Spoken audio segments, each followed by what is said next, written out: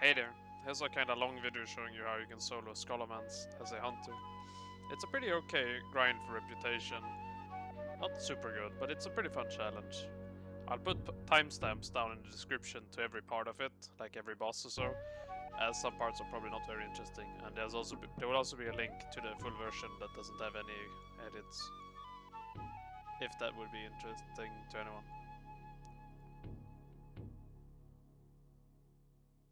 In this area, the goal is to kill half of the whelp room, the side that leads down to the basement with Rattlegore.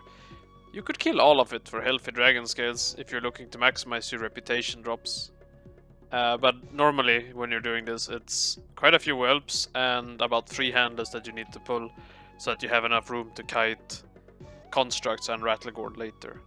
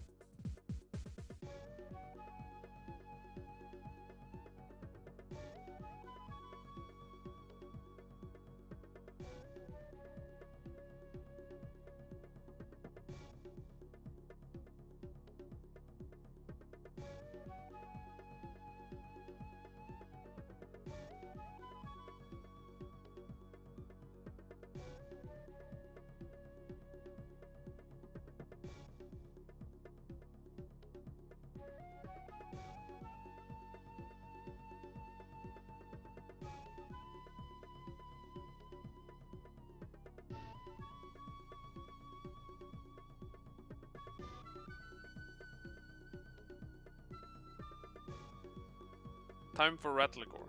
Make sure to place the pet here by this corner so it won't aggro the closest construct. Also, there's usually a construct that walks very close to Rattlegore and will chain when you pull him. But thankfully, we can get around this by pulling the construct first and lead him into a freezing trap, and then drag Rattlegore further away, cast Feign Death so that he de-aggros, and then stand up and body pull him again on his way back. This way we should get only Rattlegore and the ad should reset. After you've done this, you send your pet to attack Rattlegore and cast one growl, one max rank growl, and then usually I send it back with pet passive. One growl is key here. When Rattlegore casts his knockback, he removes your threat and he will turn around to attack your pet instead. This gives you time to let him walk a distance, so you can load up aim shots or multi shots or whatever before he gets close to you again. Then we're just gonna kite him by jumping down the hole. Do be mindful that when you jump down the hole, don't jump into the open, as you might chain the construct that is closest to your pet if you do.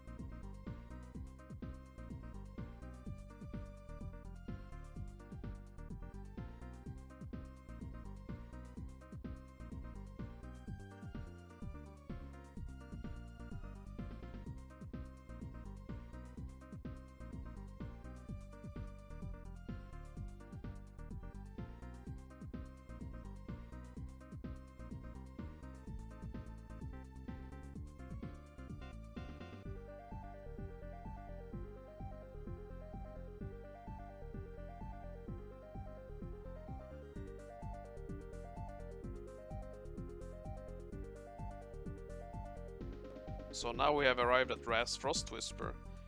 This pull is very easily done, especially if you have a pet with Prowl. It is possible without Prowl, it's gonna take a few attempts though, because mobs seem to update and aggro pets like in a 4 or 5 second cycle. So you can bypass this with a pet by just sprinting through and hoping it doesn't aggro any of the humanoid packs. But with max rank Prowl, it's very easy to just walk it in between, aggro Ras, and despawn the pet on range. One important thing here is to try and line up Ras to walk in the middle of all the packs when he goes out of his room. Because if he gets too close to the ghosts, he chains the ghosts, which then chains the humanoids onto you. Also at this spot, do not use multishot, because if you hit Vectus, you will turn all the students aggro and that will kill you. So just don't use multishot when you're killing any boss at this location. Thankfully you will only kill 2 bosses here, Ras and the Butcher later.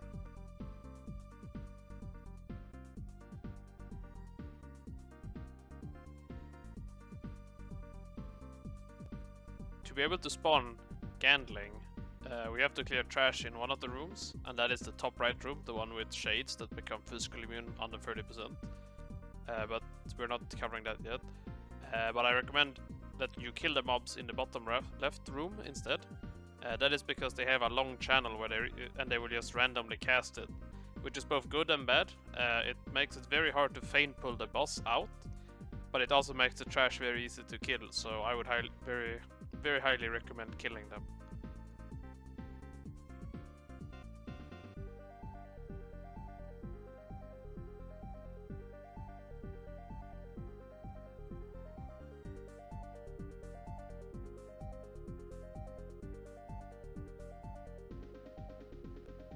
First of these mini bosses that we're gonna kill here is the zombie boss, Lorekeeper Polket. We'll do this by placing a frost trap in the door and then send in the pet with dash. Let the pet hit him and then try to outrange the pet so that we can despawn it, or we have to let it die. We're also gonna do another fame pull there like Rattlegore. If rep is the only thing you're after, you can skip Polket because he doesn't drop a Scourge down, or at least not guaranteed.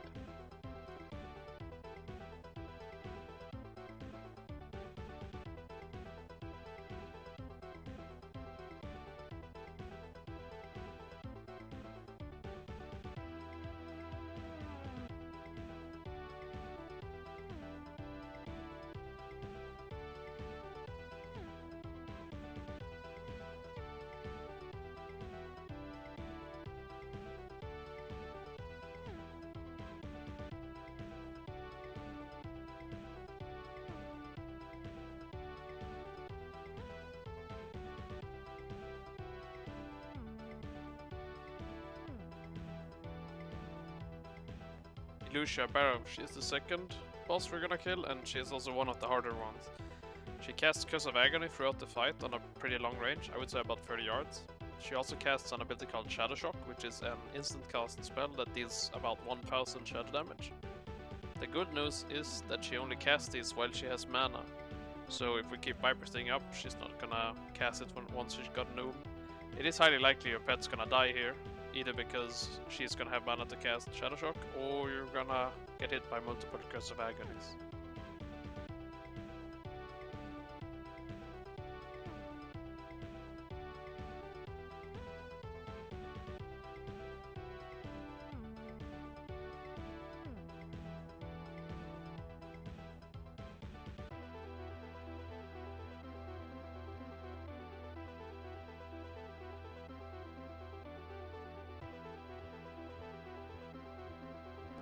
Time for the Butcher boss. Here we will utilize pet pull in a different way. We're gonna aggro all of the ghouls here and run them just about to this place. Dismiss the pet when they reach the gate, basically. The reason for this is that this is far enough away that the ghouls cannot find a direct pathing back, so instead they will stand there and eventually teleport back due to evading. However, this gives us more than enough time to pull out the boss without having to kill the ghouls. Also, because of how fast this boss runs, we will kill him in the Vectus room, just like we killed Ras Frostwhisper. And keep in mind, do not use multi-shot here. And also, I kite the boss for about 2 laps, just to make sure that the ghouls have teleported back so I don't accidentally aggro them back when running out.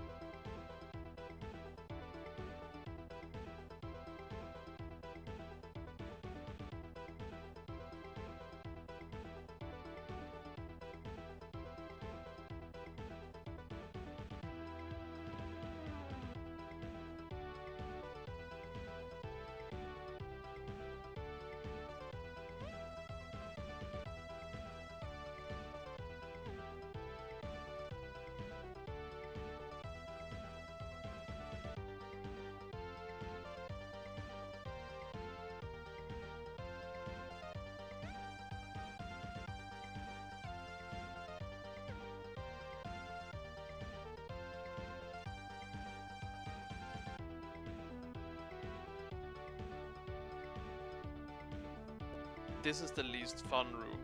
It is possible to pet pull the mobs away and just pull the boss out, just like you do with the butcher. However, if you don't kill this trash, Gandling will not spawn. For some reason, there's a trigger that specifically for these mobs to be dead for him to spawn. At 35% health, the occultists will turn into shades. Those shades are physical immune, so the only way for you to kill them is to use your spells that deal magic damage, like Serpent Sting, Arcane Shot, some of your trinkets maybe, and dynamites. Also, Immolation Trap. Always kill the mob that isn't a occultist first, and also try to burst occultist when they're close to 40%, like an aim shot or a multi-shot plus an auto shot.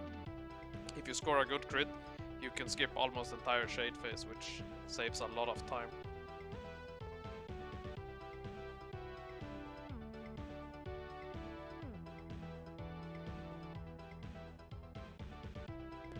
This boss is a very easy one. She has a few heal spells, but they all cost mana, so Viper Sting is once again the answer. She does cast Corruption with a cast time. This can also target the pet. She also casts a Curse that does around 3000 damage after a minute. This seems to be like a AoE around her, so if you keep her at a moderate distance, you're never gonna get hit, but your pet might be. She also casts a slow spell, which is a big movement speed reduction spell. However, that one has very short range, so if you just keep Viper Sting on her and keep her at like a medium long range, she will be a very easy kill. This takes a little bit of time.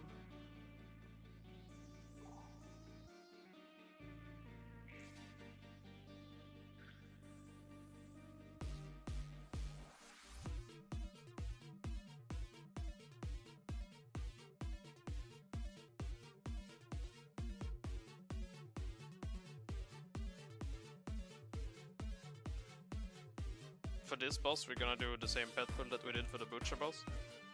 These skeletons are incredibly fast. Make sure that your pet isn't facing away from them, because if your pet gets dazed, it does die. We're gonna kite him in the big room above us. And he also will cast a knock-up on your pet if it's close, so your pet will take a lot of damage hitting this boss from behind or when chasing. So it would be good to have a stay location like down in the middle of the pet, so that you can send the pet to safety, because it's not really time efficient to keep resting it every time. Otherwise, it's a very easy boss. He just runs at you, you just shoot him, he's not super fast. He just dies.